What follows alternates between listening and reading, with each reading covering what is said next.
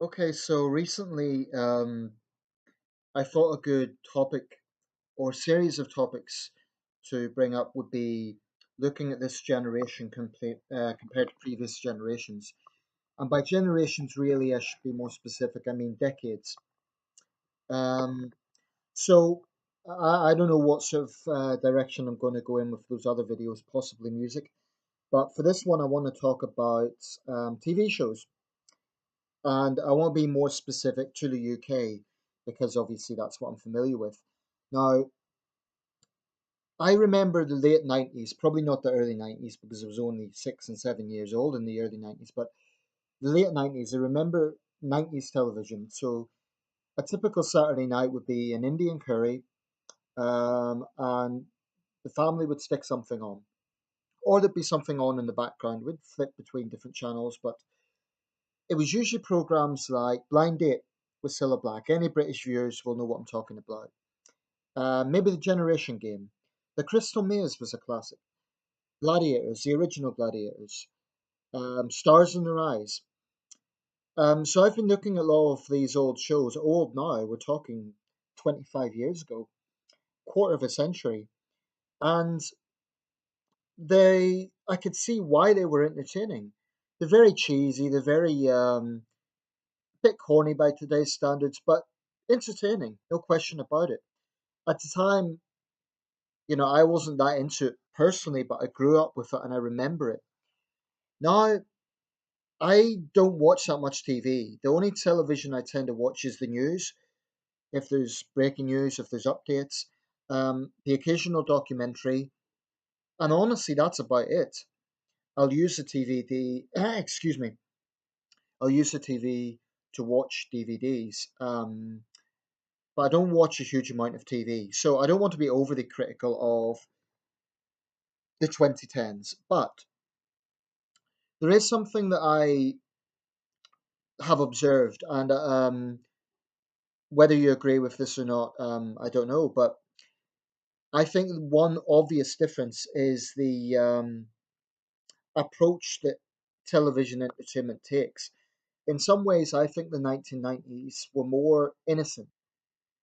What I mean by that is, firstly, we have this abundance of reality TV nowadays. Big Brother spearheaded that, but there's other examples, Celebrity Love Island and all that sort of stuff. Um, and then there's reality TV talk shows, such as Jeremy Kyle, which began in 2005.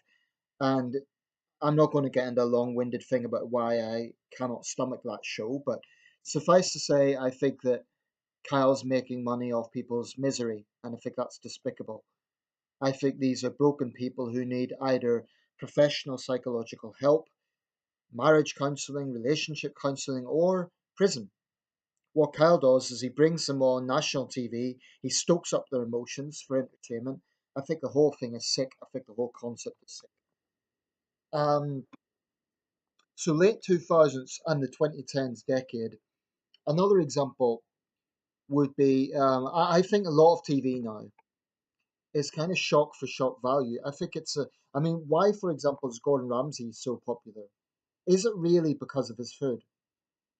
Or is it because people hope that they tune in to one of Gordon Ramsay's shows and they'll see his famous temper? They'll see him yelling in someone's face. If people were honest with themselves, that's why they tune in. So I think there's a sensationalism that is not based on entertainment, but based more on, frankly, mean spirited bullying. It's just a very unpleasant.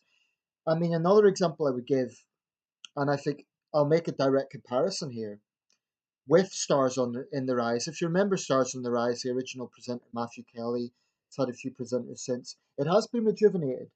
A lot of these old shows, so was Blind Date. It's now hosted by, I believe, um, I forgot his first name, O'Grady. Yeah, the Mancunian guy. Uh, Paul O'Grady, that's it.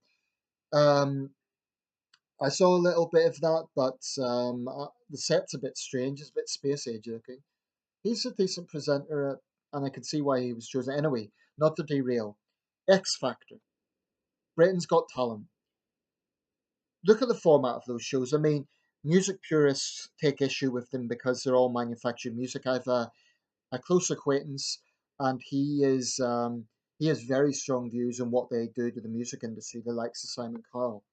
But even leaving that aside, for me, it's there's something fundamentally mean spirited about it because they bring on people who clearly are not very talented, who clearly shouldn't have got through to that final stage or the penultimate stage, i.e., the televised stage.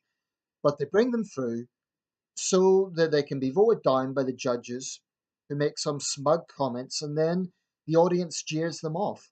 I think it's very mean spirited. I think it's, frankly, I think it promotes bullying. And yes, they are not talented in many cases. In fact, they're deluded sometimes, but I don't find that entertaining. There's other occasions, and I've seen it on the American equivalents, where people aren't even given a chance. I saw one guy, and it was on the American version, his guitar wasn't quite working. And this despicable audience started jeering the poor guy. And when he performed, he was actually all right. He was decent, but they were jeering him because he had a few malfunctions. And I'm thinking, get a grip of yourselves. He has the courage to get up on stage. You don't. What I liked about Stars in the Rise was everyone was given a chance. The audience was always charitable. They always, if that's the right word, but they never ever jeered anyone. They never tore anyone down.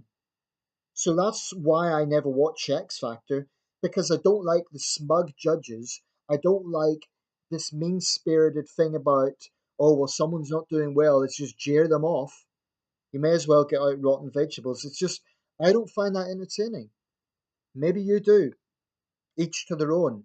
But I do think there's a fundamental regression in television, not in documentaries. I think British documentaries, in my, I guess you could say, biased opinion, are the best in the world. I still think we can be proud of the documentaries we produce. But in terms of entertainment, I do think it's went downhill from the 1990s. I know I'm not that old, I'm 33, so I hope I'm not sounding like an old man, but that's how I feel about it.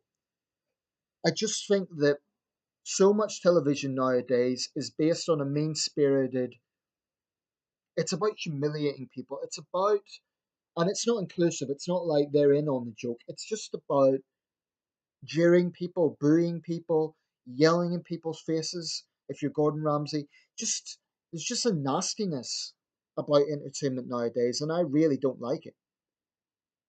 And I'm not that square. I'm not like a Puritan. But take Cilla Black for instance. One reason I think she was so popular was she was witty, she was funny, and she did, rib people now and again, but she was never cruel. She never overstepped the line, you know. And ultimately, she was always supportive. She was always, had good intentions. Certain TV show hosts today, I don't think that's the case. So I do feel it's sad. I do think there's been a regression. I think reality TV, 90% of it is garbage, rubbish.